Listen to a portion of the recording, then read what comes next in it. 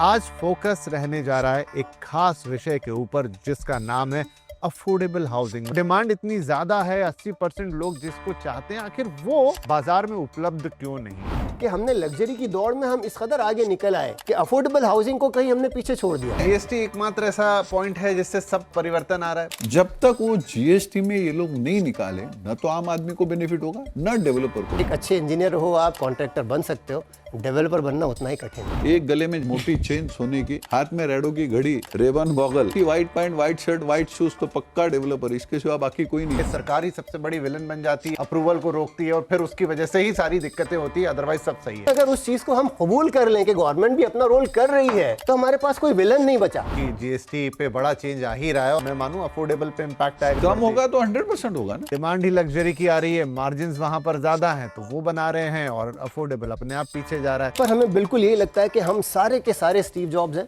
हम सब आपको बताएंगे आप क्या चाहते हो, हम वो बनाएंगे जो हमें अच्छा लगता है और आप वो खरीदोगे। जो 45 लाख का था वो आज 70 लाख का हो गया, 80 लाख का हो गया। लैंड वैल्यूएशन के ऊपर जाने का सिर्फ और सिर्फ एक ही शख्स जिम्मेदार है, वो है बिल्डर। लेकिन लोगों ने कहा कि इतना ब्लैक लेते हैं कि वो दिखेगा कहाँ। अफोर्डेबल सेगमेंट जहां पर है वहां पर तो ब्लैक टोटली बंद हो गया। वेफर थिन मार्जिन और ना के बराबर मार्जिन, इसकी सच्चाई क्या है?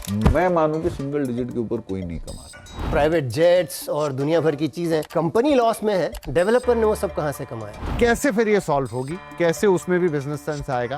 कैसे उसको लेकर आगे बढ़ेंगे? पॉलिसी कहां पर अटक रही है? क्या और करने की जरूरत है आपके एंड पे भी, सरकार के एंड पे भी और ओवरऑल भी?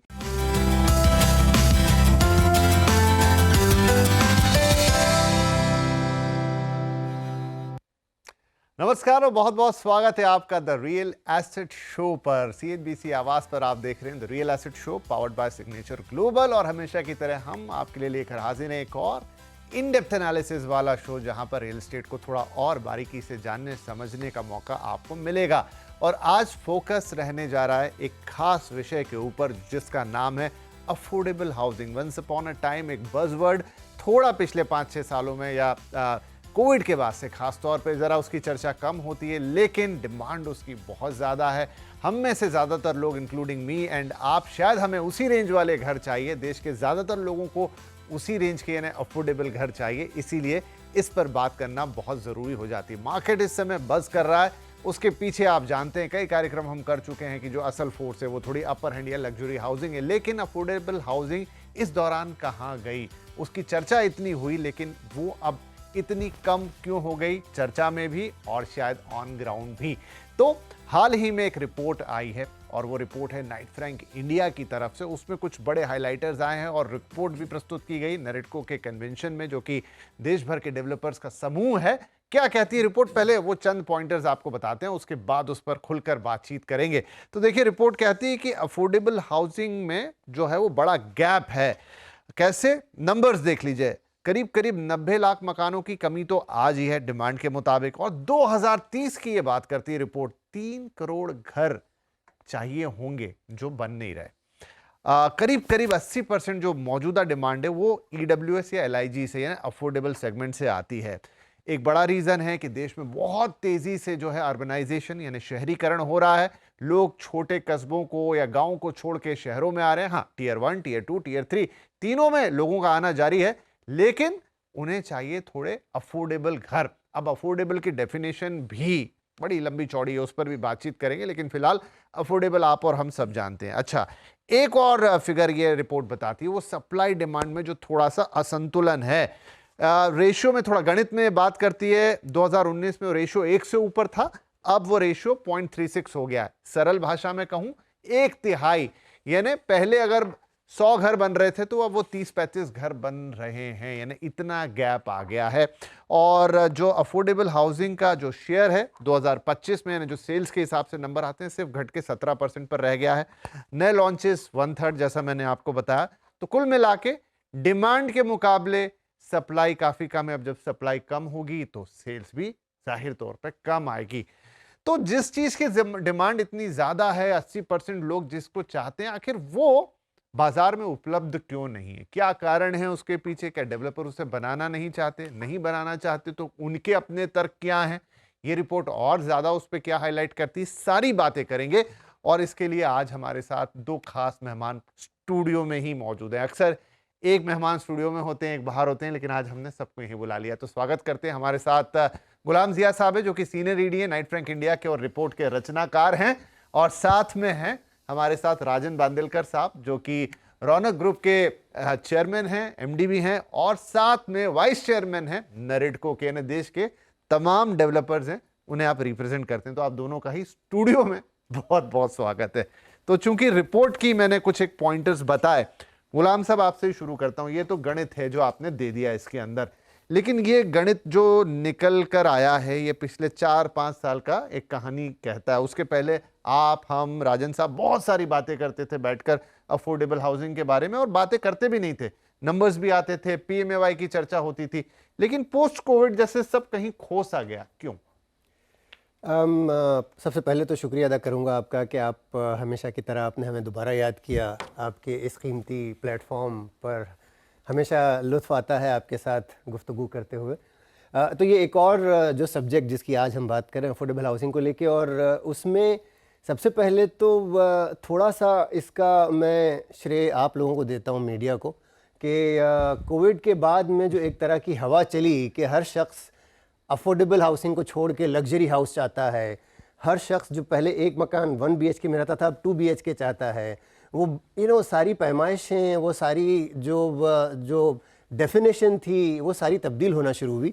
और उसका कारण सिर्फ एक बताया गया कि वो एक मामूली सा एक जरासीम था, एक जर्म था, जिसके कारण इंसानों की सोच बदल गई, घरों की रिक्वायरमेंट बदल गई। मैं इससे कभी मुत्तफ़िक नहीं हुआ, I never agree to it, लेकिन वो एक तरह से जो हवा बनी, उसके बाद लोगों को भी ये एहसास हुआ कि शायद अब फियर ऑफ मिसिंग आउट, कि हम क्यों अफोर्डेबल लें, हमें भी बेहतर मकान चाहिए, 2 के बदले 3 BHK लेंगे, चाहे हमारा जेब 2 BHK का बार सह पाए, लेकिन हम 3 लेंगे। तो ये जो हवा चली, और खैर उसके पीछे और दूसरे भी कारण रहे हैं, क्योंकि भारतवर्ष में जो इकोनॉमिक ग्रोथ के बाद वेल्थ क्रिएशन हुई है वो काफ़ी भारी भरकम रही है। अब चाहे आप वो स्टॉक मार्केट्स देख लें या स्टार्टअप्स देख लें, इवन सैलरी इंक्रीजेस वगैरह, तो ओवरऑल वेल्थ क्रिएशन के कारण लोगों के पास उतना धन राशि भी जमा हुई कि वो थोड़े बेहतर मकानों के पीछे दौड़ लगाने लगे।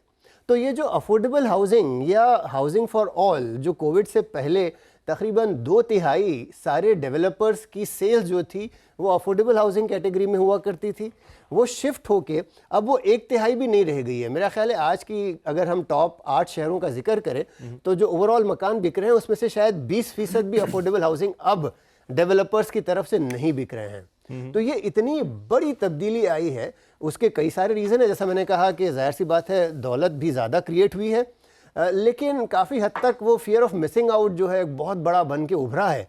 और हर शख्स आज चाहता है कि चाहे लोकेशन जो भी हो, लेकिन मकान लग्जरी हो।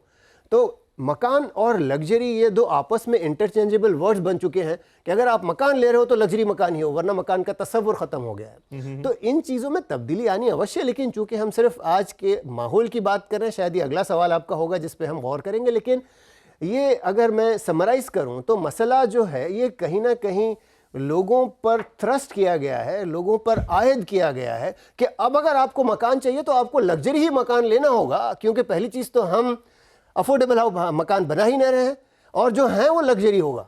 तो ये जो सारा माइंडसेट हुआ है कहीं ना कहीं आके इसमें फटीग, जिसे हम अंग्रेजी में कहते हैं थकान, वो अब आती हुई दिख रही है। तो आज हम कम से कम इस पर बात तो कर रहे हैं। नरेडको जैसे प्लेटफॉर्म पर, अजीमुशान प्लेटफॉर्म पर अगर अफोर्डेबल हाउसिंग की बात छिड़ी है तो उसका कारण ये है कि आज डेवलपर्स भी उसको रिकग्नाइज कर रहे हैं, उसे पहचान रहे हैं कि ये मसला हुआ है कि हमने लग्जरी की दौड़ में हम इस कदर आगे निकल आए कि अफोर्डेबल हाउसिंग को कहीं हमने पीछे छोड़ दिया। तो अब ज़रूरत है कि उस अफोर्डेबल हाउसिंग की दोबारा बातचीत हो, लोगों में इस चीज़ का दोबारा रुझान पैदा किया जाए, ताकि वो लोग जो आज अफोर्डेबल हाउसिंग ख़रीदना चाहते हैं वो ये ना समझें कि वो किसी से पिछड़े हुए हैं इसलिए अफोर्डेबल हाउसिंग ले रहे हैं, क्योंकि उस तरह की एक हवा निकल पड़ी है कि अगर आपको मकान चाहिए तो लग्जरी चाहिए। अभी आप यही देख लीजिए कई सारे डेवलपर्स, और मैं किसी को इल्ज़ाम नहीं देना चाह रहा क्योंकि अल्टीमेटली डेवलपर इस कारोबार में पैसा बनाने के लिए कॉमर्स है, तो कई सारे डेवलपर्स, इनकी नाम बड़ी लिस्ट होगी, जो आज से 4 साल पहले अफोर्डेबल हाउसिंग बनाते थे। आज उन्होंने पब्लिक प्लेटफॉर्म पे कहना शुरू कर दिया कि अब हमको अफोर्डेबल हाउसिंग से कोई लेना देना नहीं है, हम सिर्फ अपर एंड लग्जरी हाउसिंग बनाना चाहते हैं। तो ये सारी चीज़ें रिकॉर्ड पर हैं। तो ये जो तब्दीली हुई है, बिल्कुल इसमें कोविड ने एक छोटा सा रोल प्ले किया है, लेकिन उस छोटे से रोल को मैग्नीफाई करने में हम सबका हाथ है। चलिए ये अच्छी बात हुई, आपने शुरुआत की मीडिया के हाथ से, अंत करते करते आपने कहा हम सबका हाथ है। ठीक, चलिए राजन साहब, तो बहुत ज़्यादा तफसील से गुलाम साहब ने बताया कि क्या हुआ।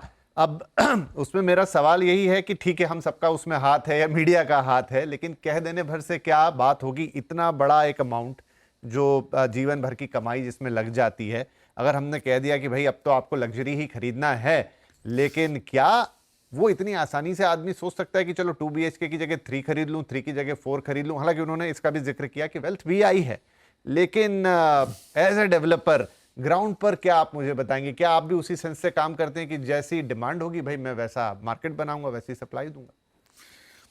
सर्वप्रथम विपिन जी, आपने बताया हम आपके प्यार मोहब्बत से स्टूडियो में आए कि हम बोले कि आपसे रूबरू कर सकते हैं, और उसमें बोले ना कि एक पे एक फ्री, तो गुलाम जिया सर भी साथ में थे। लेकिन सर, मैं गुलाम जिया सर ने बोला, गुलाम जिया सर ने ऑन रिकॉर्ड बताया, सर इसमें मकान आज भी अफोर्डेबल उतने ही बन रहे।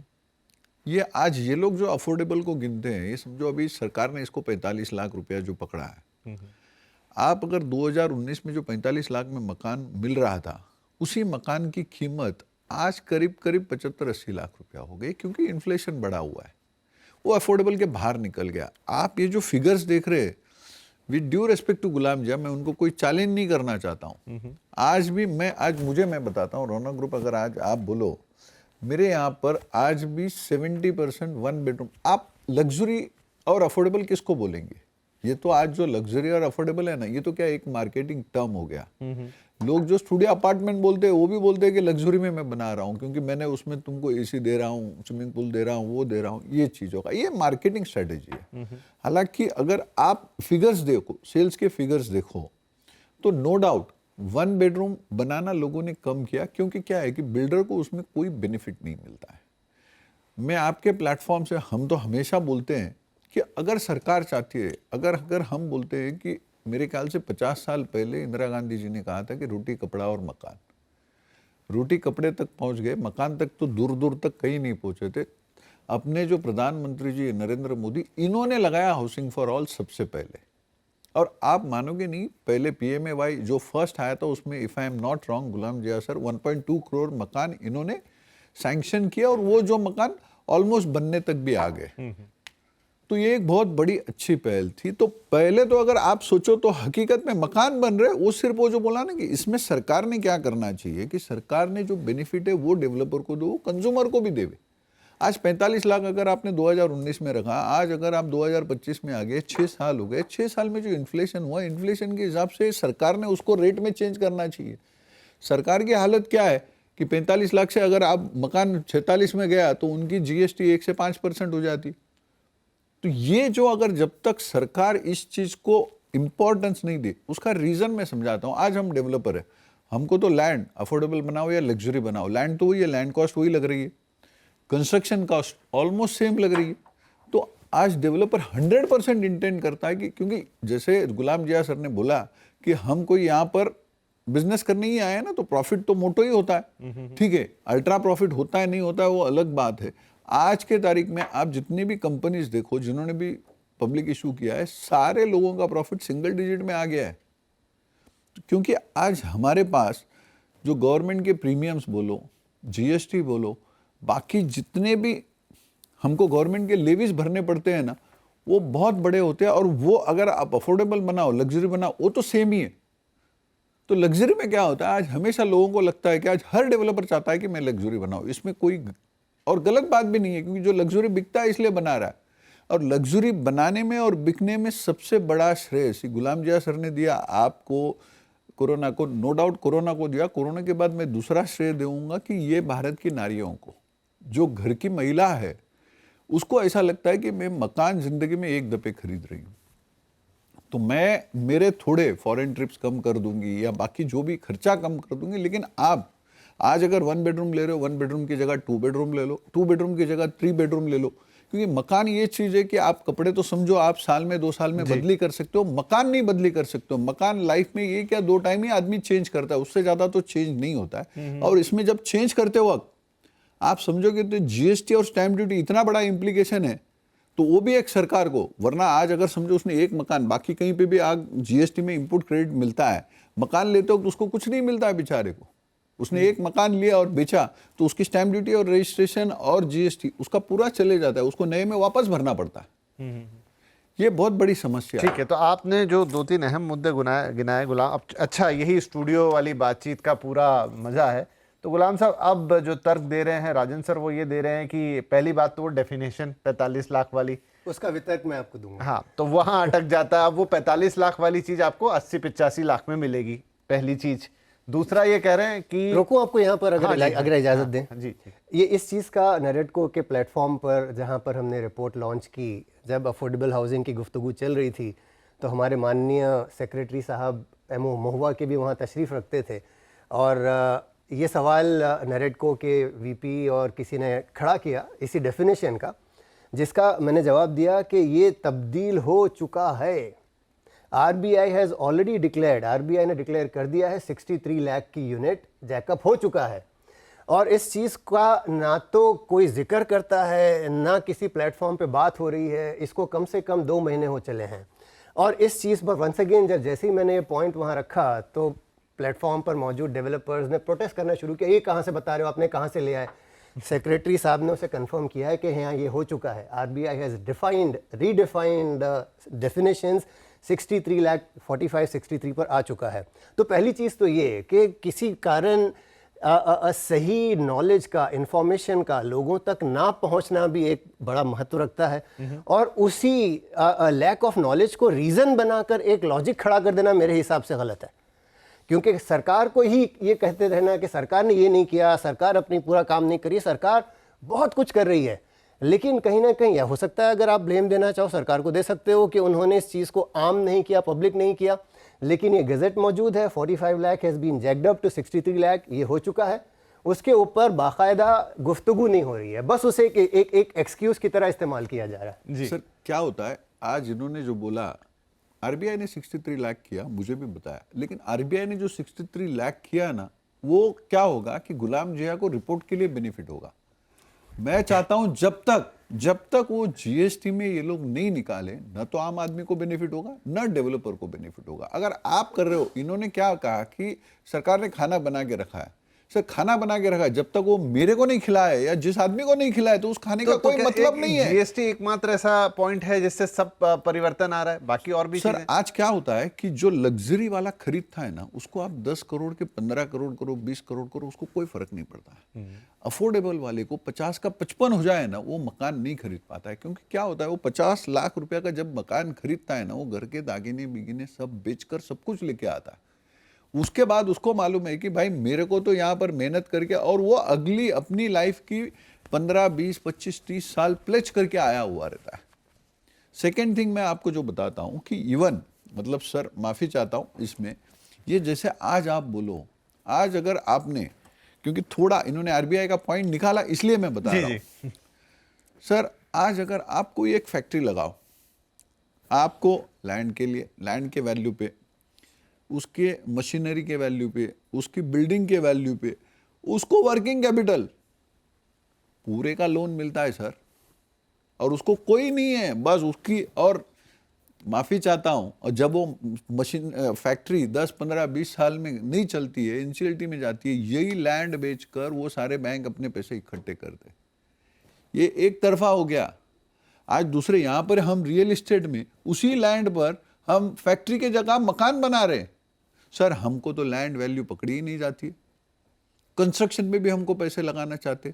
मतलब हमने ये आरबीआई को बोल बोल के थक गए कि सर आज रेरा आकर 8 साल हो गए, 8 साल, उसके बावजूद भी आग, अगर जैसे पहले बिल्डर लोगों को, मैंने पहले भी कितने ही टाइम सोचा था कि हमारे को देखते हो तो इनका नजरिया दूसरा होता है, ये दूसरा नजरिया बदलकर आज हम लोग नेशन बिल्डिंग में, ये सवाल अब मैं लगातार थोड़ा उठाने लग गया हूं इस कार्यक्रम में। इस नजरिए की जो आप बात कर रहे हैं, आप भी जवाब दीजिएगा, आप भी, ये नजरिया आया कहां से सर? क्या कभी पास में इतनी ज्यादा चोरी चकारी हो गई या इतना गलत काम हो गया कि वो नजरिया चिपक सा गया रियल एस्टेट के ऊपर? सर क्या था कि रियल इस्टेट है ना, ये आम आदमी नहीं कर सकता है।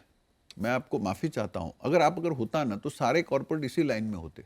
आप यहाँ पर देखो, आज भी अगर तो आ ही गए कॉर्पोरेट है, almost। सर कॉर्पोरेट कैसा है मैं बताता हूँ। कॉर्पोरेट ने क्या किया है कि जो लोकल उसका पार्टनर है ही है वहाँ पर, उसके सिवा कोई कॉर्पोरेट नहीं है। कॉर्पोरेट ने दो ही चीज़ की है, एक फाइनेंस और मार्केटिंग, जिसमें आज कॉर्पोरेट एक्सपर्ट है। आज कंस्ट्रक्शन तो क्या, कंस्ट्रक्शन तो बहुत ईजी है सर। अब ये बहुत ईजी हो गया है। जो भी डेवलपर आया पहले सर हमको अर्बन लैंड सीलिंग होता था, एनए होता था, इतनी परमिशन लेनी पड़ती थी, आप थक जाओगे। बीएमसी में एक अप्रूवल लाने के टाइम पे हमको 50 से ऊपर परमिशन एनओसी लानी पड़ती है, जिसमें बोलते हैं ना कि हर डिपार्टमेंट जा जाकर आप लेके आओ।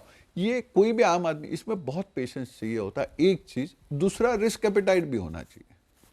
तो फिर क्या माने कि जो लोग रियल एस्टेट करते हैं, या तो उनका शौक होता है गुलाम साहब, या उनको रिस्क लेने में मजा आता है। मतलब अगर यहाँ बिजनेस सेंस नहीं बनता, जो सर की बात को मैं पकड़ूं, तो फिर इतने लोग क्यों हैं उसके अंदर? और तो कॉर्पोरेट्स भी उतर गए। सर कह रहे हैं कि वो जॉइंट वेंचर्स हैं, बट स्टिल। अब इस पर मैं, चूंकि शुरुआत आपने की है, अब मैं इस पर आपसे माफ़ी मांग के कुछ अपनी टिप्पणी देना चाहता हूँ। Yes sir. कि आप ये देखें, ये बहुत ही इंटरेस्टिंग एंगल है कि जितने डेवलपर्स हैं वो कितने टेक्निकली क्वालिफाइड हैं टू बी अ डेवलपर।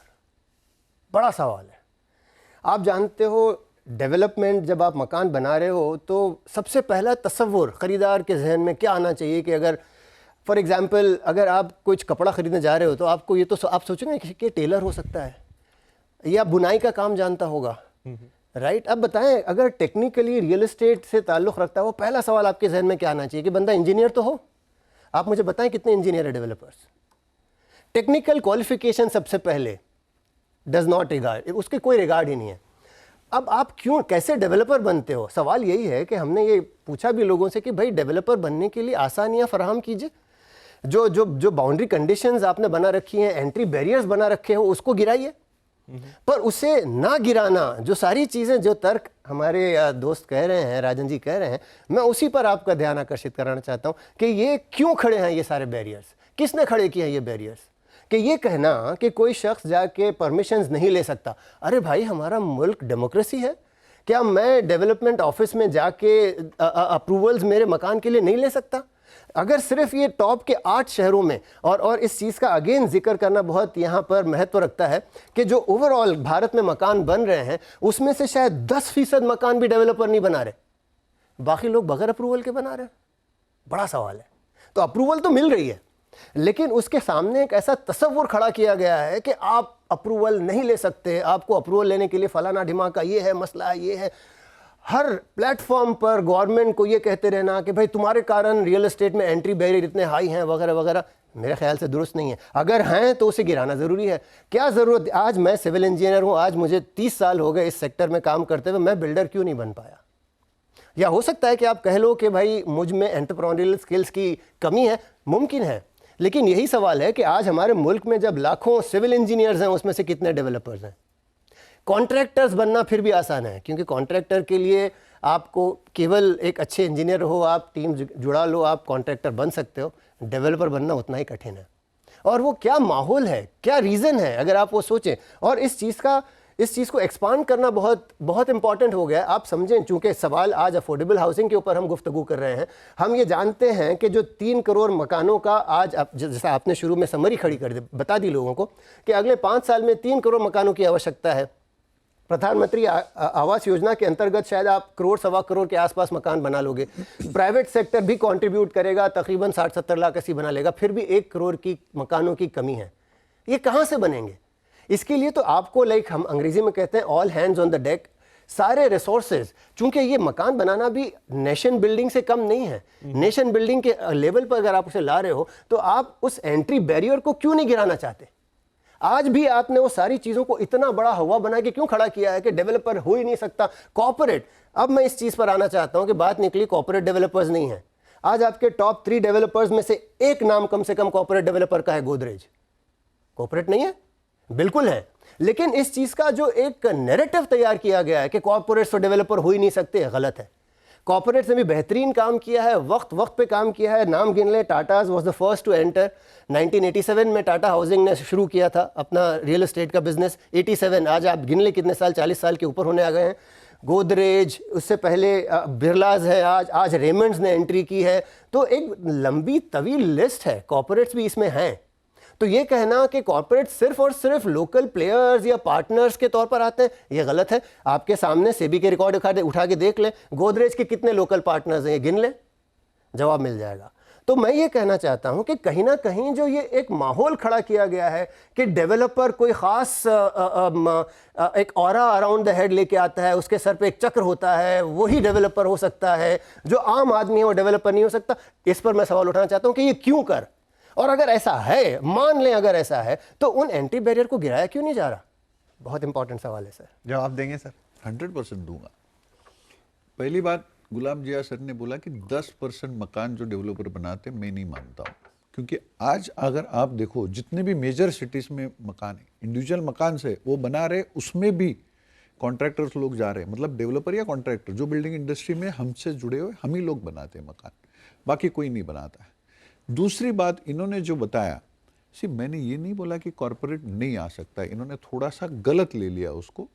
क्या हो रहा है कि आज ये लोकल जो नेटवर्क होता है ना, क्योंकि क्या होता है कि हम तुरंत दुनिया के नज़र में आ जाते हैं।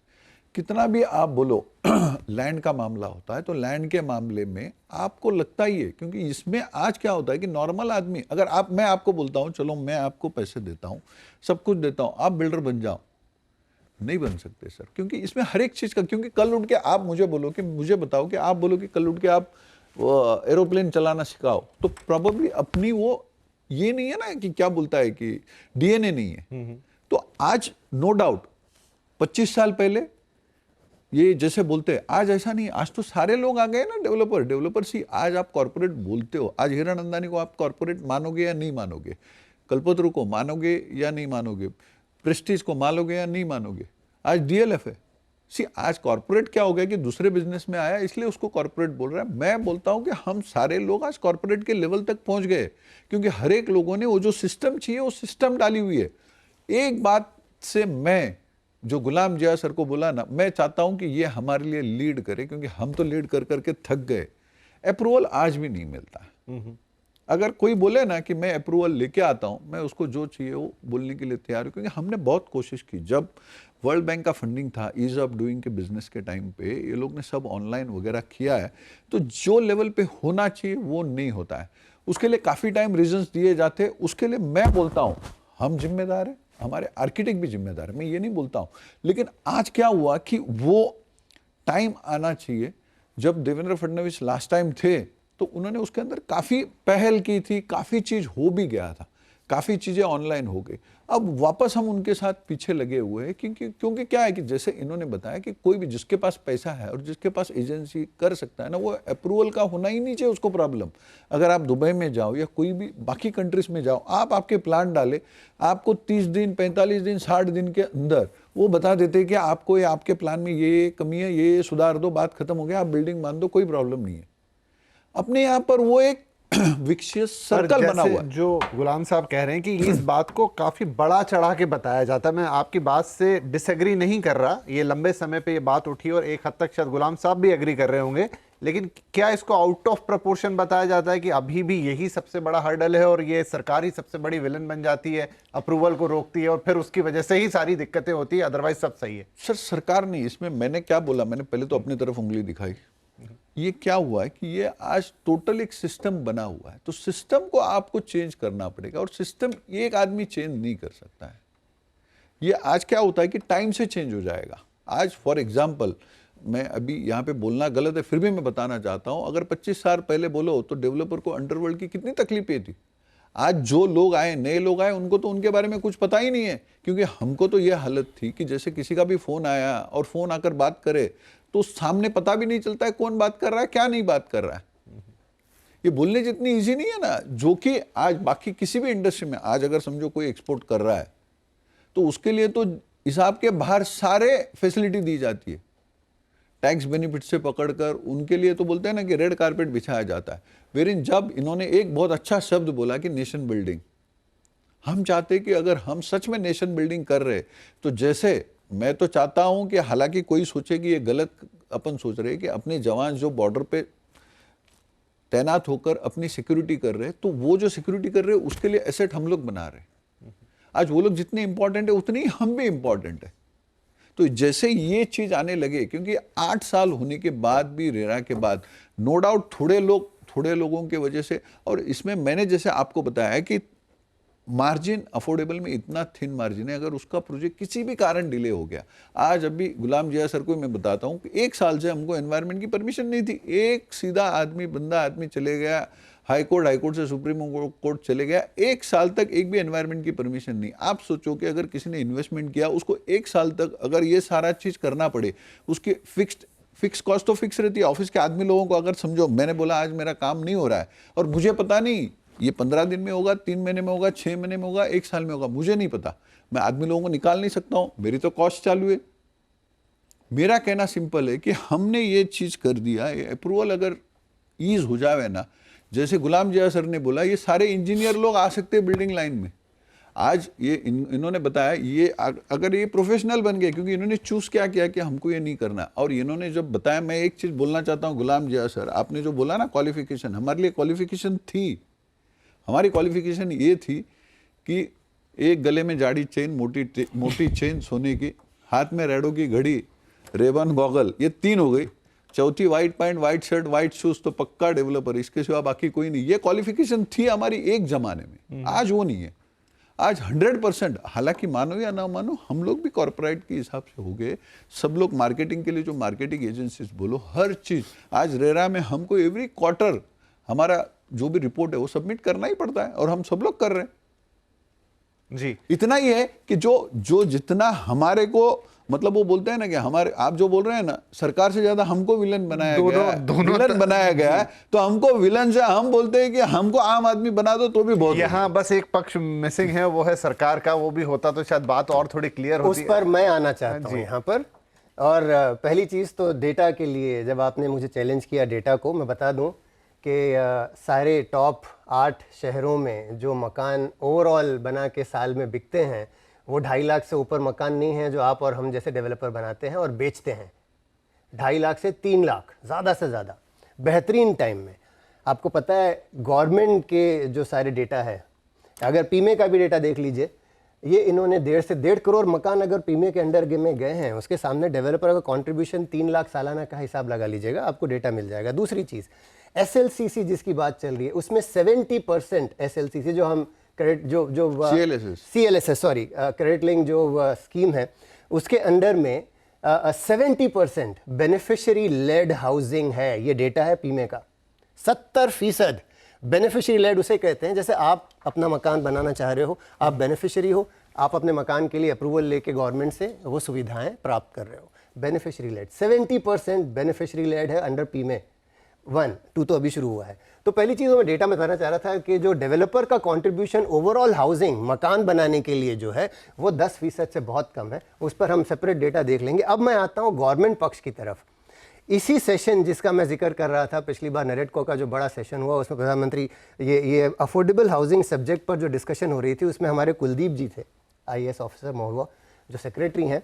उनके साथ जब हमारा पैनल डिस्कशन हुआ, उसमें राजस्थान के, गुजरात के, केरला के मंत्री, IAS ऑफिसर्स थे, और उन सब ने, ख़ास तौर से राजस्थान वालों ने डेमोन्स्ट्रेशन भी दिया कि उनके पास कोई भी अप्रूवल अगर जाती है, अगर 3 महीने तक नहीं होती है तो ऑटोमेटिक अप्रूवल एक्सेप्ट की जाती है।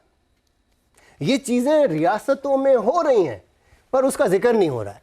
तो मैं ये कहना चाह रहा हूँ कि इस कदर इनकलाब गवर्नमेंट की तरफ से भी आ रहा है, लेकिन अगर उस चीज़ को हम कबूल कर लें कि गवर्नमेंट भी अपना रोल कर रही है, तो हमारे पास कोई विलन नहीं बचा जी। हमारे पास कोई विलन नहीं बचा। और आज हमें विलन चाहिए, और हम सारे गन्स ब्लेजिंग के भाई गवर्नमेंट का ही सारी खता उन्हीं की है, उनकी तरफ सही मसाइल हैं। GST 5% जो हुआ था, तब सारे इंडस्ट्री बॉडीज से तो डेवलपर मिनिस्ट्री पहुंचे थे कि उससे पहले GST के सामने अलाउ, ये 18% GST थी और उसके सामने आपको रिबेट लेना अलाउड था, पर उन्होंने कहा बहुत ज़्यादा है, 5% की गई तो रिबेट हटा दिया गया। तो गवर्नमेंट के भी तो हाथ बंधे हैं ना, वो भी तो देख रही है क्या क्या किया जाए। उनकी तरफ से तो पहल यही है। अगर आप महुआ के सेक्रेटरी से बात करेंगे, उनका पहला सवाल ये होता है, भाई हम इतना सब कुछ कर चुके, तो उसके बाद भी आप आ जाते हो कि आपने मुकम्मल सारा काम नहीं किया। जीएसटी की इतनी बात हो रही है तो अभी क्योंकि जीएसटी पे बड़ा चेंज आ ही रहा है और माना ही जा रहा है सीमेंट है 28 से 18 में आ जाएगी, बहुत सारे और बिल्डिंग मटेरियल होंगे जो कि लोअर जीएसटी स्लैब में जाएंगे, 2 ही जीएसटी स्लैब रह जाएंगे।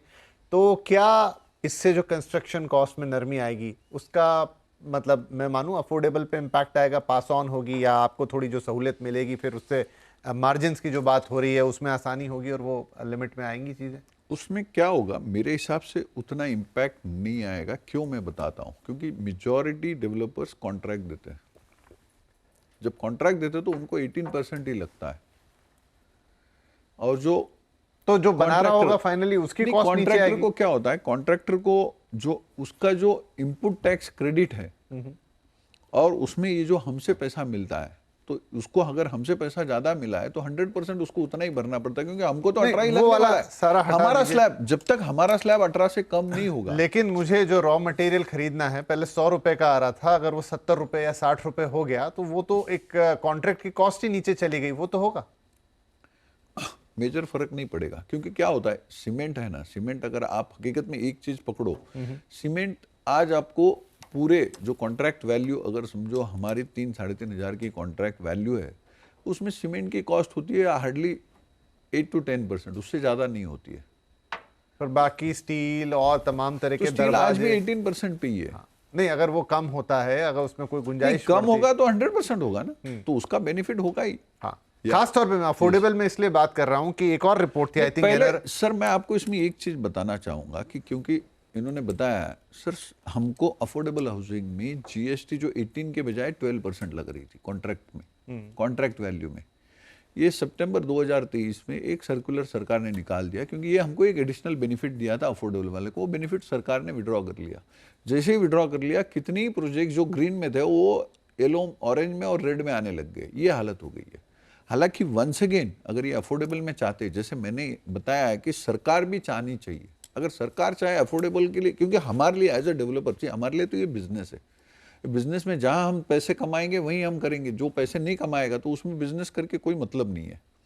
तो यहाँ पर हमको लैंड कॉस्ट सेम पड़ती है, बैंक का रेट ऑफ इंटरेस्ट सब कुछ सेम है, और वहां पर तो फिर वो आदमी, अगर आप उसको एडिशनल इंसेंटिव दो तो ही वो मकान करेगा ना, बिजनेस में आएगा। तो गुलाम साहब, ये बात कितनी जायज़ है? ये कई प्लेटफॉर्म्स पे मैं सुन चुका हूँ कि आफ्टर ऑल रियल एस्टेट एक बिजनेस है, और बाकी जो भी डेवलपर्स हैं, चाहे कॉर्पोरेट हों चाहे सिंगल एंटिटी हों, वो सब बिजनेस कर रहे हैं और डिमांड ही लग्जरी की आ रही है, मार्जिन्स वहां पर ज़्यादा हैं तो वो बना रहे हैं, और अफोर्डेबल अपने आप पीछे जा रहा है। तो अब उस सेंस में अगर पकड़े तो बात वहीं ख़त्म हो गई, लेकिन क्या वो सेंस सिर्फ उतना ही है? देखिए, इस चीज़ का मवाजना, कंपैरिजन मैं करना चाहूँगा मोबाइल फ़ोन से। एक शख्स थे जिन्होंने एप्पल नाम की कंपनी शुरू की थी। उन्होंने कहा था, आप नहीं जानते कि आप क्या चाहते हो, मैं आपको बताऊंगा आप क्या चाहते हो। और उन्होंने फिर ये आईफोन, आईपैड, दुनिया भर के प्रोडक्ट्स निकालने शुरू किए और लोगों ने ख़रीदना शुरू किया। लेकिन ये भी समझना ज़रूरी है कि जब वो आईफोन, आईपैड वगैरह बन रहे थे, तब शॉमी और दुनिया भर के जो लो एंड प्रोडक्ट हैं वो भी बन रहे हैं। समवेयर ये लॉजिक, ये तर्क रियल एस्टेट पे आके थम जाता है।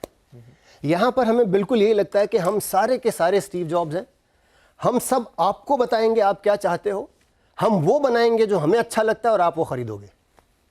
यहाँ आके ये मसला खड़ा हो जाता है। और वहीं पर आज सारा जो डिस्कशन है वहीं पर तो शुरू हुआ कि वो low end mobile phone real estate को कंपैरिजन में क्यों नहीं आ रहे। 5 एक्सक्यूजेज हैं, जीएसटी भी एक्सक्यूज है, सिंगल विंडो क्लियरेंस भी एक्सक्यूज है, दुनिया भर के हैं। विल नहीं है, उस चीज़ का जो फुकदान है, उस चीज़ की जो एब्सेंस है, उस चीज़ पर मैं तवज्जो देना चाहता हूँ कि भाई आप लग्जरी हाउसिंग को आपने इतना घसेड़ डाला है, उसको इतना ओवर यूज़ कर लिया है, अभी थम जाओ। अभी अफोर्डेबल हाउसिंग भी उतना ही बड़ा है। एफएमसीजी कंपनीज भी हैं जो 10,000 करोड़ से ऊपर का रेवेन्यू कर रही हैं, तो उसमें कोई बुराई नहीं है अफोर्डेबल हाउसिंग बनाने में। हाँ, मार्जिन की तंगी हो सकती है, पर उसी चीज़ को, इसीलिए तो आप बिजनेसमैन हो ना। गुलाम जिया बिजनेसमैन क्यों नहीं है, गुलाम जिया डेवलपर क्यों नहीं है? क्योंकि सारी चीज़ें संभाल नहीं सकता। इसको मैं थोड़ा एक कॉन्टेक्स्ट में आपसे भी पूछूं कि जब मुझे याद पड़ता है कोविड के पहले का पीरियड, वो 3-4 साल और पकड़ लीजिए, अब मैं उस दशक को ही मानूं जो 2011 से आया 2020 तक, तो हाउसिंग बहुत खिंच के चली और तमाम बड़े ब्रांड्स, तमाम बड़े लोग जो लग्जरी के आइकॉन हैं, वो भी अफोर्डेबल हाउसिंग की बात करते थे, जैसा आपने कहा बनाते ना, थे। बनाते भी थे। तो वो भी एक बिजनेस शायद हो रहा होगा कि भाई मकान बिक ही नहीं रहा महंगा वाला, तो मैं यही बनाऊं, यहीं से निकालूं, कितने ही पतले मार्जिन हो, कितने थिन मार्जिन हो, चलेगा। लेकिन अब बिकने लग गया, तो अब तो भाई मैं एक 20 करोड़ का बेच दूं या 5 करोड़ का बेच दूं, और मैं 50-50 लाख के 100 बेचूं, तो इतनी मगजमारी कौन करेगा? मेरा बिजनेस सेंस तो यहां लग रहा है। फिर उसको कैसे समझे? देखिए, मार्केट जैसा हमने शुरुआत की थी जहां से, कि लोगों के पास पैसे तो हैं, पर ये जो मकान खरीद रहे हैं, और इस चीज़ को धीमे धीमे, शुरू में इस चीज़ को समझने में थोड़ी सी तकलीफ हुई थी। हमारा भी तर्क यही था कि इन्वेस्टर्स मकान नहीं खरीद रहे हैं, लेकिन वो चीज़ तब्दील हुई है। इस समय इवन बहुत ही कंजर्वेटिव एस्टिमेट से भी कम 20 से 30% मकान इन्वेस्टर खरीद रहा है। और इस चीज़ पर once again I am sure record पे होगा, कुलदीप जी का ये तर्क था, हमारे आईएएस ऑफिसर जो महुआ के सेक्रेटरी हैं, उस प्लेटफॉर्म पे उन्होंने कहा था, जो चीज़ मेरे समझ में नहीं आती, कि आप जो इतने मकान लग्जरी के बना रहे हो, जहाँ डिमांड नहीं है वहाँ बना रहे हो, जहाँ डिमांड है अफोर्डेबल, वो क्यों नहीं बना रहे हो? यही सवाल था। और यही सवाल है, इस बहुत इंपॉर्टेंट सवाल है, क्योंकि आप जो लग्जरी बना रहे हो, आप पूछें कि ये डिमांड आपको कहाँ दिखाई दे रहा है? कहीं कोई ऐसी बयाज है, कहीं कोई ऐसी जर्नल है जो आपको बता रही है कि आप 70,000 मकान अफोर्डेबल अपना लग्जरी हाउसिंग के बेच लोगे मुंबई में, पर आप तो बना रहे हो। ये है मसला।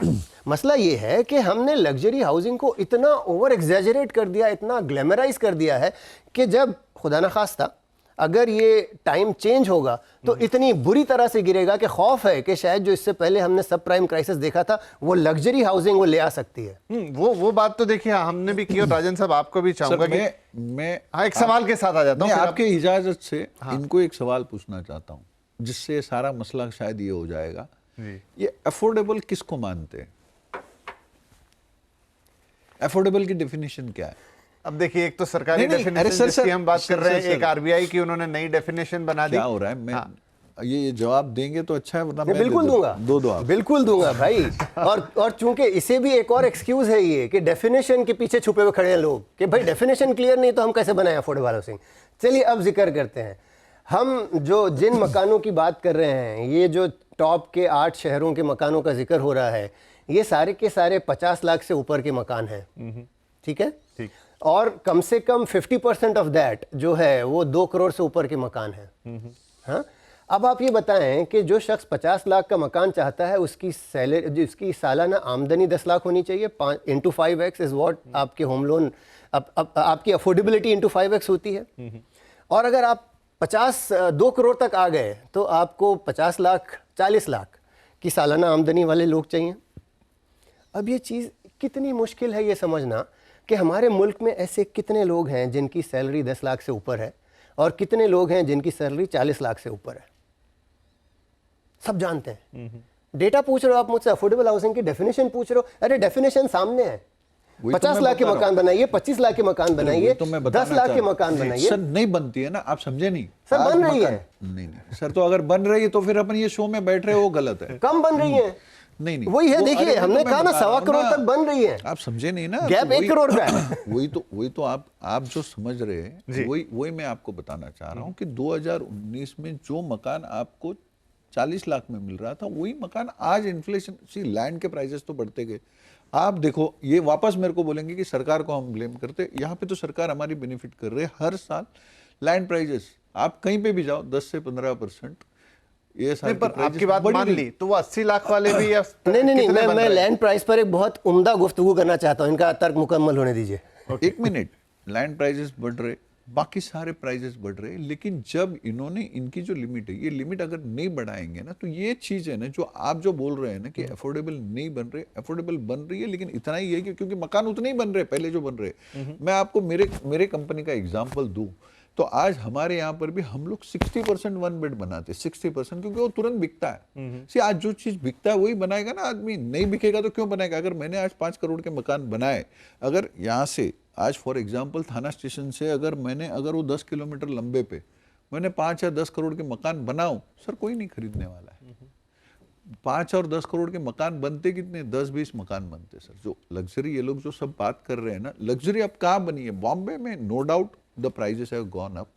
अब वो आदमी, आप एक चीज समझो कि अगर बंदा आके खरीदता है तो उसमें डेवलपर की गलती क्या है। आज ये लोग बोल रहे हैं कि हम जो कर रहे हैं, क्योंकि आज जब हमारे को जो प्रॉब्लम हुआ, तो प्रॉब्लम हुआ तब तो कोई नहीं है, दाम नीचे गिरे जो भी हुआ, या आज क्या होता है कि इट इज बेसिक, आप समझो डेवलपर में दाम बढ़ा है, लोग चिल्लाते, शेयर मार्केट ऊपर जाता है कोई कुछ नहीं बोलता है, शेयर मार्केट नीचे आता है कोई कुछ नहीं बोलता, नहीं नहीं ये तो ट्रेडिंग है। यहां पर आपको लग रहा है क्या हुआ है कि ये डेवलपर है ना, ये मैं तो बोलता हूं ना कि हम एक गाय हैं, जो चाहिए ना जो चाहिए वो आकर जो मन मर्जी आए मुझे लग रहा बोल के है जावे। शेयर मार्केट से तुलना अलग हो जाएगी, क्योंकि वो जगह ही अलग है, वो स्पेकुलेशन मैं की जगह है। एग्जांपल हाँ दिया जी, आपको। ठीक है। तो ये एक चीज है जो आपकी बात अगर मैं मान भी लूं कि जो 45 लाख का था वो आज 70 लाख का हो गया, 80 लाख का हो गया, लेकिन वो वाले भी क्या बिक रहे हैं या वो वाले भी बन रहे हैं? उस सवाल का जवाब देने से पहले हाँ, मैं वो जमीन वाली बात आप कर रहे थे। इन्फ्लेशन पर थोड़ा सा टिप्पणी करना चाहता हूँ। जिस चीज़ इन्फ्लेशन का जो जिक्र हो रहा है कि दाम बढ़ गए, दाम बढ़ गए, दाम बढ़ाने का जिम्मेदार कौन है? सबसे पहली चीज़, और ये चीज़ शायद सभी जानते हैं कि कम से कम मुंबई जैसे शहर में कम से कम 50% of your cost is land cost, correct? 50% के आसपास लैंड कॉस्ट है। लैंड कॉस्ट में इन्फ्लेशन सरकार के हाथ में है? नहीं। किसके हाथ में है? डेवलपर के हाथ में। और कैसे मैं आपको समझाता हूँ। यही लैंड जो आज से 5 साल पहले ये 300 करोड़ में नहीं खरीद रहे थे, आज वो 500 करोड़ में खरीद लेंगे, 800 करोड़ में खरीद लेंगे। क्यों? कि अब उनको दिखाई दे रहा है कि ये जो पहले मैं 20 लाख के मकान बेच रहा था, अब 1 करोड़ के मकान बेच रहा हूं, तो मेरा मार्जिन बढ़ गया, तो मैं उतना जो बचा उसका मार्जिन मैं लैंड में दे दूं। देखिए, valuation of land simple, I am a valuer, मैं आपको समझाऊं वैल्यूएशन, लैंड की वैल्यूएशन कैसे होती है। लैंड की वैल्यूएशन आप देखते हो कि अगर मेरा मकान मैं 20 रुपए का कंस्ट्रक्शन कॉस्ट है, 5 रुपए की सेलिंग कॉस्ट है, ये 25 रुपए हो गए, और चलो फाइनेंस कॉस्ट लगा दो 5 रुपए, 30 हो गए, मेरा प्रॉफिट 20 रुपए। अगर 100 रुपए मकान बिकने वाला है तो मैं 50 रुपए लैंड के लिए दे सकता हूं।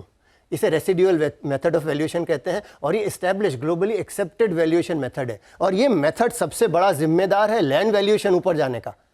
तो दे कौन रहा है लैंड वैल्यूएशन ज्यादा? बिड कर करके 5-5, 6-6 डेवलपर्स लगे, अच्छा तुम 30 करोड़ दे रहे हो मैं 50 दूंगा, तुम 50 दे रहे हो मैं 100 दूंगा। ये बिडिंग के कारण वैल्यूएशन ऑफ लैंड जैकअप हो रही है। कह दें इनसे कि अगर मुझे झूठा साबित करें, मैं प्रूफ के साथ आपको बता दूं कि लैंड वैल्यूएशन के ऊपर जाने का सिर्फ और सिर्फ एक ही शख्स जिम्मेदार है, वो है बिल्डर। और अगर आप उसको भी ये तर्क के तौर पर इस्तेमाल करें कि ये वैल्यू, अरे आप ही के कारण तो गई है वैल्यू। चलिए, कमोडिटीज़ हैं, स्टील, सीमेंट, इनको मैं समझ सकता हूं कि ये आपके हाथ नहीं है, इंफ्रास्ट्रक्चर का भी काम हो रहा है, ज़्यादा डिमांड हो गया तो वैल्यू सीमेंट की वैल्यू ऊपर चली जाएगी वगैरह वगैरह। लेकिन रियल एस्टेट, लैंड की कीमत किसी और के हाथ में नहीं है, केवल डेवलपर के हाथ में। और सेलर, अगर मैं सेलर हूं, मैं तो हूं भाई, मैं तो चाहता हूं कि मुझे मेरे लैंड की वैल्यू अच्छी मिले, तो अगर आज 100 रुपए है तो मैं 120 मांगूंगा, पर जब कोई देने वाले 130, 140 देने को तैयार हो गए तो मेरी भी क्या दिक्कत है, मुझे भी क्या, मेरा क्या उसमें प्रॉब्लम है? मैंने जो बोला ना गाय, देखो यहाँ पे वो सेलर, सुनो मेरी बात जी। सेलर बोलता है नहीं कोई गलती नहीं है, क्योंकि 100 क्यों 120 मांग रहा है, बोला कोई गलत नहीं है सर। आज मेरे लिए रॉ मटेरियल क्या है? लैंड है, बराबर है। मेरे को लैंड के बगैर मैं बिल्डिंग हवे में तो नहीं बना सकता हूं ना। अनफॉर्चुनेटली डेवलपर जो पेशे में आता है ना, जैसे मैंने बताया ना कि हमारे यहाँ पे कोई क्वालिफिकेशन नहीं है, लेकिन सबसे बड़ी क्वालिफिकेशन है वो ये है कि रिस्क एपेटाइट, जो आदमी कर सकता है। क्यों? कोई आज डेवलपर के लिए कोई बैरियर नहीं, आप भी डेवलपर बन सकते, आपका कैमरामैन भी बन सकते, ये भी बन सकते, कोई बैरियर नहीं। क्यों नहीं बन रहे आप लोग? आप नहीं बन रहे हो, और आप जो हम लोग आज एक साइड में ये बोल रहे हैं नेशन बिल्डिंग, उसको ही ये लोग बोलते कि नहीं सबसे बड़े जिम्मेदार हम हैं। देखो, किसी को भी, हमको थोड़ी शौक है कि सर जो 50 करोड़ में मिलता होगा तो हम 100 करोड़ में, हम इतने पागल नहीं है सर। पर जो लैंड वाली बात वो बता रहे हैं, वही लैंड वाली ये बोल रहे हैं कि हम बढ़ा रहे, हम नहीं बढ़ा रहे। वो तो मार्केट सिचुएशन होती है कि जो जब 300 करोड़ में जमीन हमने नहीं ली, क्यों नहीं ली? तब हमको वो प्रॉफिटेबल सेंस नहीं लगा। जिसने भी ली, मैं नहीं ले रहा हूं, जिसने भी ली फॉर एग्जांपल, तो उसको 300 करोड़ में, लेकिन जब वो 1000 करोड़ हुई उसको लग रहा है सेंसिबल, क्योंकि मार्केट में उसको लग रहा है कि आज की तारीख में उसका दाम मिलने वाला है, क्योंकि वो तो बिजनेस है ना सर। बिजनेस में क्या गलत है? आज हम वही, मैंने जैसा, आप वापस मुझे यहां टोकोगे कि मुझे लग रहा है कि ये शेयर मार्केट बढ़ने वाला है, मैंने उसको खरीद लिया और शेयर मार्केट बढ़ गया, उसमें कोई प्रॉब्लम नहीं है। लेकिन मैंने लैंड खरीदा और लैंड में मैंने प्रॉफिट किया, तो बोला नहीं ये डेवलपर गलत है। ये क्या हुआ है पता है कि डेवलपर एक शब्द ऐसा हुआ है कि जो भी आए ना, पंचिंग बैग है, आके पंच करके चले जा। क्योंकि एक और शो हमने किया, और ये मैं बता दूं क्योंकि ये शो टीवी पे भी जाता है और हमारे सभी सोशल मीडिया प्लेटफॉर्म्स पे भी जाता है, तो लोग उसमें कमेंट बहुत करते हैं, इसलिए सीधा संवाद उनसे होता है। तो एक शो जो यही वाला कि शायद अनुज पुरी साहब थे उस शो के ऊपर, और दूसरे शख्स मुझे याद नहीं आ रहे, तो वो बात कुछ यही निकली कि मार्जिन्स पे बात चली गई, तो वहां पर लोगों ने नीचे लिख के मतलब शायद 1000 के ऊपर कमेंट आया होगा कि मतलब वो सिंगल डिजिट मार्जिन है, लिस्टेड कंपनियां हैं, कहाँ है इतना प्रॉफिट। लेकिन लोगों ने कहा कि इतना ब्लैक लेते हैं कि वो दिखेगा कहाँ। अब मैं आपसे पूछूं या आपसे पूछूं कि फिर वो कंपोनेंट भी है जिसका लोग मतलब ये वो लोग हैं जिन्होंने खुद ने मकान खरीदे, पैसे दिए होंगे, अपना दर्द लिख रहे थे। मैं आपको बताता हूँ कि अफोर्डेबल सेगमेंट जहाँ पर है, जो जैसे बोलते हैं ना सैलरीड वर्क, वहाँ पर तो ब्लैक टोटली बंद हो गया है। अब बाकी सेक्शन में काफी हद तक आई एग्री, क्योंकि देखिए एक चलो चीज पहली है बात कि पे एग्री किए नहीं, बहुत बातें हैं। बाकी सारे में नहीं एग्री किए। होम लोन अगर आपको लेना है जी। अगर मैं होम लोन लेना चाहता हूं तो मैं तो कोशिश करूंगा कि 100%, बल्कि एक वक्त था मुझे याद है होम लोन के लिए आपको 120% तक के मिल जाया करता था, जिसमें आप होम इम्प्रूवमेंट और फलाना ठिकाना स्टैम्प ड्यूटी ये वो लगा के आप करते थे। तो वहाँ पर ऐसे माहौल में जहाँ पर आपका एंड यूज़र होम लोन का सहारा चाहता है, होम लोन की बैसाखी के बगैर मकान खरीदना मुकम्मल ना हो, वहाँ पर कैश कंपोनेंट तकरीबन ख़त्म हो चुका है। और हायर एंड पे मैं कुछ नहीं कहना चाहता, उसमें बंदल कर जी बताएं। सर पहली बात तो मैं हाई एंड नहीं बनाता हूँ। पहली बात। दूसरी बात क्या होता है, क्या होता है कि बायर और सेलर के अंदर जो भी आज जो रेशो क्या होता है क्या नहीं होता है।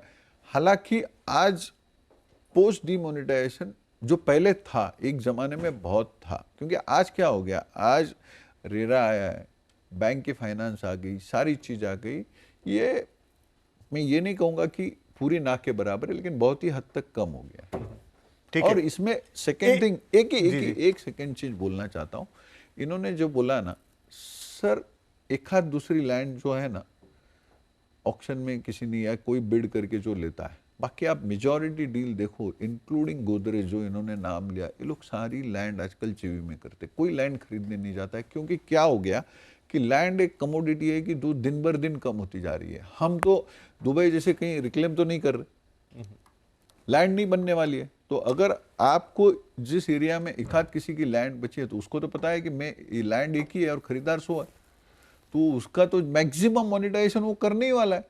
अब उसमें हमारे में से 100 में से एक सिकंदर निकलता है कि वो खरीदता है, और वो फिर दूसरे दिन आप लोग मतलब sorry to tell you that headline दे देते हैं कि आपने इतने करोड़ में एक मकान बेच दिया। अभी वो बीच में ये 750 करोड़ बराबर है, तो वो एक चीज पे वो हो गया है कि भाई क्या बोलो बस। और उसके बाद में तो सब लोगों को लगता है कि क्या है कि ये जो न्यूज आती है ना, इसमें आम डेवलपर को लगता है यार मैं भी साला थोड़ा कम में बेच रहा हूं, मेरे भी थोड़ी भाव बढ़ा दो। अच्छा क्विकली, क्योंकि समय अब करीब 1 घंटा होने आ गया, मार्जिन्स पे जरा सी बात कर लेता हूं। ये वेफर थिन मार्जिन्स और ना के बराबर मार्जिन्स, इसकी सच्चाई क्या है? ये आज सब लोग, बहुत लोग लिखते हैं कि मार्जिन की इतनी बातें होती है, सब ये मानते हैं कि डेवलपर्स बहुत पैसा कमाते हैं, आधा प्रोजेक्ट बेचने के बाद हर फ्लैट जो है उनकी जेब में जाता है। कितनी सच्चाई है इस बात में? सर इसमें डेवलपर हकीकत में मैं मानूं कि सिंगल डिजिट के ऊपर कोई नहीं कमाता है, आप मानो या ना मानो।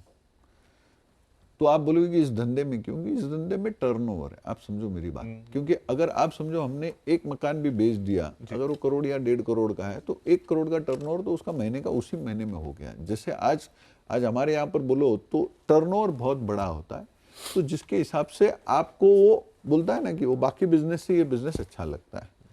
नो डाउट जब दाम बढ़ते बोलते हैं ना, तेजी आता है, 100% डेवलपर कमाते हैं। वो तो पीरियड होता है, वो पीरियड में जिसकी किस्मत में वो कमा लिया।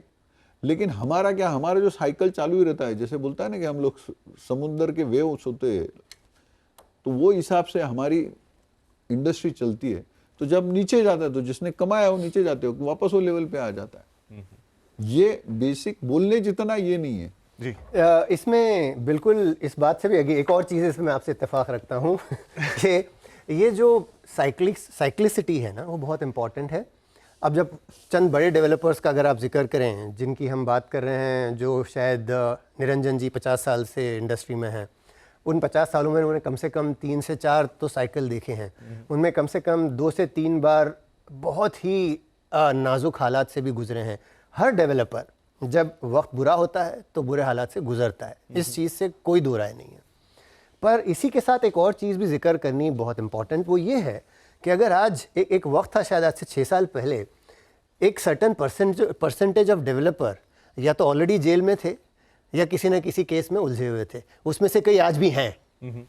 अब आप उन पर भी नज़र डालें जब उनके एसेट्स बाहर निकले हैं, बड़ी बड़ी कोठियाँ, बड़ी बड़े फ्लाइट्स, प्राइवेट जेट्स और दुनिया भर की चीज़ें, कंपनी लॉस में है, डेवलपर ने वो सब कहाँ से कमाया? बस मैं यहाँ पे आपको रोकना चाहता हूँ कि भाई ये सोचिएगा ज़रूर कि सब डेवलपर एक प्रकार के नहीं हैं, लेकिन मार्जिन आप बुरे वक्त का जो अच्छे वक्त का जो मार्जिन है उससे आप बुरे वक्त को संवारने के लिए इस्तेमाल कर रहे हो। और ये चीज़ एक लॉन्गिविटी के लिए ज़रूरी है कि अगर आपको इस बिज़नेस में 50 साल 100 साल रहना है तो आपके लिए वो करना ज़रूरी है, लेकिन शायद हर डेवलपर वो नहीं करता। तो आपके जो मोस्ट ऑफ द व्यूअर्स जिनका कंसर्न है कि मार्जिन इतना थिन क्यों है, थिन इसलिए है कि भाई अच्छे वक्तों के लिए भी बुरे वक्तों के लिए आप अच्छे वक्तों में सेट असाइड कर रहे हो। और ज़रूरी नहीं कि हर शख्स एक प्राइवेट जेट या एक कोठी या मोनाको में अपना मकान ख़रीद रहा हो। अच्छे डेवलपर्स बहुत हैं, बल्कि ज़्यादा अच्छे ही हैं, लेकिन जो मार्जिन है उसको इस चीज़ का तसव्वुर साथ में रखते हुए करना ज़रूरी है कि भाई ये भी चीज़ होती है। ठीक है, चलिए, मुझे समझ नहीं आया कि इतनी 1 घंटा बीत गया है पूरी बातचीत पे। अफोर्डेबल हाउसिंग से ये पूरी बातचीत शुरू हुई थी और हालांकि मेरे हिसाब से अभी ये ख़त्म नहीं हुई है। शायद इसका एपिसोड 2 भी हमें लेके आना पड़ेगा, क्योंकि अभी हम सॉल्यूशंस पे तो गए नहीं, हमने दिक्कतें सारी बातचीत कर ली, प्रॉब्लम्स ने। हाँ जी, ये इसी चीज़ पर हमारा जो नेरेटको के इवेंट में अफोर्डेबल हाउसिंग पे सेक्शन हुआ था, उसमें हमारे जो सेक्रेटरी साहब हैं उनका यही कहना था कि 2 दिन के प्रोग्राम में अफोर्डेबल हाउसिंग को आधा घंटा दिया गया, जिसको कम से कम 2 दिन का इवेंट होना चाहिए था सिर्फ अफोर्डेबल हाउसिंग डिस्कस करने के लिए।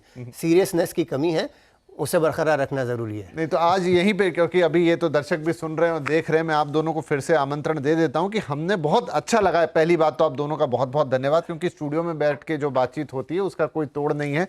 डिस्टेंस से आप लोग जुड़ जाते हैं, समय की कमी और वो सारी चीज़ें मुझे समझ में आती है, लेकिन फिर से निमंत्रण दूंगा कि आज हमने अफोर्डेबल हाउसिंग में क्या प्रॉब्लम्स हैं, कहाँ खड़े हैं, रियल एस्टेट कैसा चल रहा है, डेवलपर्स क्या सोच रहे हैं, मार्केट इस समय डिमांड सप्लाई रेशो क्या है, लग्जरी क्यों इतनी ऊपर है और अफोर्डेबल में इतनी डिमांड होते हुए भी बन क्यों नहीं रहा, लेकिन कैसे फिर ये सॉल्व होगी, कैसे उसमें भी बिजनेस सेंस आएगा, कैसे उसको लेकर आगे बढ़ेंगे, पॉलिसी कहाँ पर अटक रही है, क्या और करने की ज़रूरत है आपके एंड पे भी, सरकार के एंड पे भी और ओवरऑल भी, वो सारी बातें। और तब तक जीएसटी पे भी और क्लैरिटी आ चुकी होगी, जो कि अब फाइनली डिक्लेयर होने वाला है। तो एक बार फिर आप दोनों को मैं आमंत्रित करूंगा, थोड़ा कष्ट जरूर होगा यहाँ तक आने में, लेकिन बुलाएंगे। लेकिन आज के इस एपिसोड में भी बहुत मजा आया और इनफैक्ट शायद सुनने वालों को भी बहुत ज़्यादा आनंद आएगा। आप तो कमेंट करके हमें बताते हैं, तो बताइएगा राजन साहब के ऊपर राय, गुलाम साहब ने जो कहा उसके ऊपर राय, हमसे और क्या ऐसे सवाल है जो शायद इनके सामने रखे जाते, तो अभी एक मौका और मिलेगा। आई होप कि आज का एपिसोड आपको बड़ा पसंद आया होगा, ज़रूर हमें लिखिएगा। और बहुत सीरियस बातें हुई हैं, ठीक है, बातचीत में कभी तलखी हो गई और कभी हंसी मजाक भी हो गया, लेकिन बड़ी गंभीर बातें हैं ये, क्योंकि आपके हमारे घरों से जुड़ी हुई हैं, जो जीवन में, सही बोले थे वो, 1 या 2 बार ही ऐसे मौके लगते हैं जब हम अपना घर खरीद पाते हैं और वो जीवन भर की कमाई से आता है। ज़्यादातर लोगों को, 80% लोग, जो रिपोर्ट ही बताती है। तो आज के लिए फिलहाल आप दोनों का बहुत बहुत धन्यवाद। इस कार्यक्रम में पधारने के लिए दोबारा ज़रूर आपको आना है, और आप सभी दर्शकों का भी बहुत बहुत धन्यवाद। एक बार फिर इसी सब्जेक्ट पे आपसे मुलाकात करेंगे, दोनों सर्स भी होंगे यहाँ पर और बात को आगे लेके जाएंगे।